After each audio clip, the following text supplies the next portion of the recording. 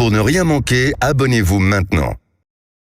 Il est 7h47 sur Sud Radio. L'Assemblée nationale a décidé cette semaine que les influenceurs sur Internet seront beaucoup plus encadrés. La promotion, par exemple, de la médecine esthétique, du vapotage, des crypto-monnaies, etc.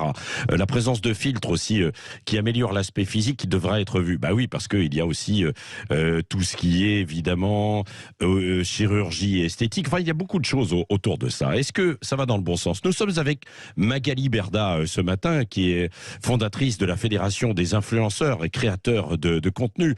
J'allais dire la papesse en fait des influenceurs et influenceuses en France. Bonjour Magali Berda. Bonjour. Qu'est-ce que vous pensez de cette volonté donc d'encadrer les influenceurs? Beaucoup sont d'ailleurs des influenceuses. Je pense que c'est très bien d'encadrer les influenceuses parce que c'est ce qu'on demande effectivement depuis des années, d'avoir un cadre légal, parce que déjà il faut savoir que le terme d'influenceur n'existait même pas. C'est-à-dire que cette année, on a vu une diabolisation de l'influence en France où il fallait absolument taper sur les influenceurs, etc. Alors que finalement, on a tapé sur un métier qui n'existait même pas. Donc, effectivement, il manquait des choses. Bien évidemment qu'il manquait des choses. Ouais. Mais là, cette fois-ci, est-ce qu'on les encadre un peu trop parce que c'est vrai qu'il y a de la publicité en fait déguisée. Hein. C'est comme ça que vivent d'ailleurs aussi les influenceurs. D'ailleurs, comment vivent-ils et comment gagnent-ils de l'argent? Ils représentent des marques, donc effectivement, ils proposent des produits à leur communauté ou des services, voilà, et ils sont rémunérés comme un cachet là-dessus. Maintenant, je dirais qu'aujourd'hui, prévenir le consommateur, c'est une publicité. Quand on parle de publicité déguisée, ça c'est déjà dans le code de la consommation, c'est-à-dire que dans le code de la communication et de la publicité. Je m'exprime mal, pardon. Ouais. Mais bon, c'est obligatoire déjà de préciser cet élément et de prévenir le consommateur qu'il est dans un cadre de publicité, on va dire, qu'il y a une rémunération derrière, en nature ou pas. Donc c'est bien de le rappeler, c'est bien de le repréciser, c'est bien parce qu'il manque des informations pour les influenceurs. Oui, et c'était un peu la jungle jusqu'à présent, non? Oui, c'est un peu la jungle, parce que je pense que effectivement le code de la consommation est bien fait, mais il y a aussi surtout un problème de contrôle, je dirais, où il y a énormément de contrôles qui ont été lancés déjà depuis quelques années. Pareil, la DGCCRF contrôle et n'a pas attendu là cette année tous ces événements de polémique, mais malheureusement peut-être qu'ils sont pas assez nombreux. Donc forcément il y en a qui sont restés en toute impunité et qui ont continué, qui se sont dit tu vois, regarde, on a le droit. Moi je l'ai entendu déjà, des influenceurs qui m'ont dit mais j'ai dit mais ça c'est pas légal. Si, regarde, tout le monde le fait, on dit rien. Et en fait, je pense qu'il y a aussi un problème à ce niveau-là. Donc apparemment, le cabinet du ministre de l'économie s'est exprimé là-dessus en disant qu'ils allaient certainement, je crois, recruter 15 personnes qui vont être dédiées à ça. Et c'est une très bonne chose. Ça, c'est des bonnes choses. Ouais. Il y a aussi le physique qui compte beaucoup sur les réseaux. La promotion de la chirurgie esthétique va être interdite. Qu'est-ce que vous en pensez? C'était déjà interdit. C'était déjà interdit, oui. Mais ça se faisait un peu quand même encore, non? Oui, alors, il faut faire une différence entre les influenceurs. Le problème, je vais vous dire, c'est qu'ils sont c'est des gens qui montrent leur quotidien. Des gens qui montrent leur vie. Donc il faut arriver à faire la différence entre parler de sa vie privée, c'est-à-dire j'aime faire de la chirurgie esthétique parce que à mon âge j'en ai eu besoin, sans devoir donner le nom d'un médecin et promotionner une clinique ou quoi, parce que la chirurgie est quand même un peu très lourd et la publicité de la médecine aujourd'hui en France est interdite.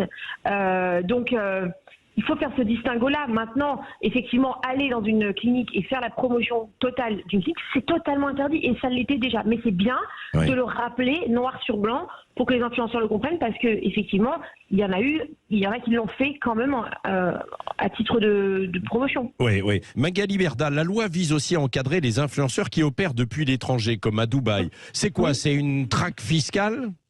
Non, je pense pas qu'ils en soient à la traque fiscale. Je pense que là, c'est d'avoir un représentant légal en France. C'est-à-dire que si il y a quelque chose, on peut les toucher. En fait, c'est-à-dire que le problème de ceux qui vivent à l'étranger, c'est pas qu'ils vivent à l'étranger. Si tu vis à l'étranger, que tu y vis vraiment, et que en soi, c'est ton choix. Tu as le droit de quitter le pays et voilà. Maintenant, ça se discute pas, ça c'est chacun son problème. Mais le problème, c'est que s'ils font des bêtises là-bas, par exemple, qu'ils font de l'illégalité constante, et qu'on ne peut pas les avoir parce qu'ils sont là-bas, qu'ils ne reviennent pas en France, et ben, en fait, on aura un point d'entrée ici en France. Donc, quelque part, il n'y a pas de souci, parce que s'ils sont de bonne foi et que les gens sont de bonne volonté, ils n'ont aucun problème à avoir un représentant légal en France. Oui, on y va comme influenceur de plus en plus jeune également. Oui. Là, il y a un risque aussi de dérive ou pas?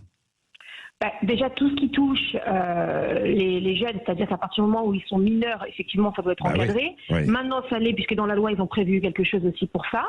Donc, je dirais que la loi, elle est assez bien faite. Il y a des points qui ont été repris et peut-être précisés encore et encore. Mais sinon, c'est des précisions, on va dire. Mais sinon, il y a des choses qui existaient déjà, mais c'est très bien aujourd'hui qu'il y ait un statut légal déjà d'influenceur, qu'il y ait des règles qui soient écrites noir sur blanc, pour plus qu'on dise « Ah bah je savais pas, ah bah je me suis trompé ». Et est-ce qu'à l'étranger, les influenceurs et les influenceuses sont encadrés aussi à travers des lois comme cela?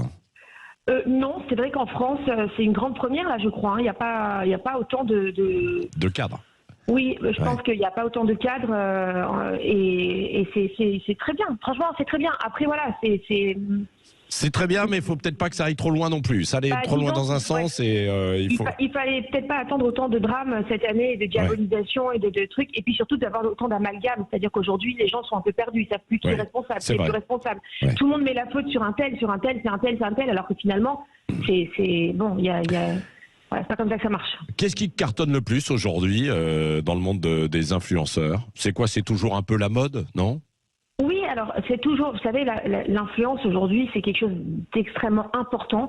C'est quelque chose qui permet aux petites entreprises d'exister. C'est accessible.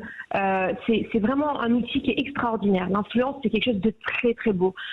Maintenant, il faut que l'influenceur, soit naturel et son contenu soit vraiment sincère et puis il y en a pour tout le monde, c'est ça aussi qui est beau sur les réseaux sociaux, c'est qu'il y a de la diversité, c'est qu'il faut des gens qui soient issus de télé-réalité ou pas, tout le monde est influenceur. À partir du moment où on a une communauté qui vous suit et qui est engagée, on est influenceur. Même les politiques sont des influenceurs. Bien sûr, à leur manière. Merci beaucoup, Magali Berdad. Vous êtes levée un peu tôt. C'est pas grave. Agente et fondatrice de la Fédération des influenceurs et créateurs de contenu. Merci d'avoir été avec nous ce matin en direct sur Sud Radio. Plaisir. Merci.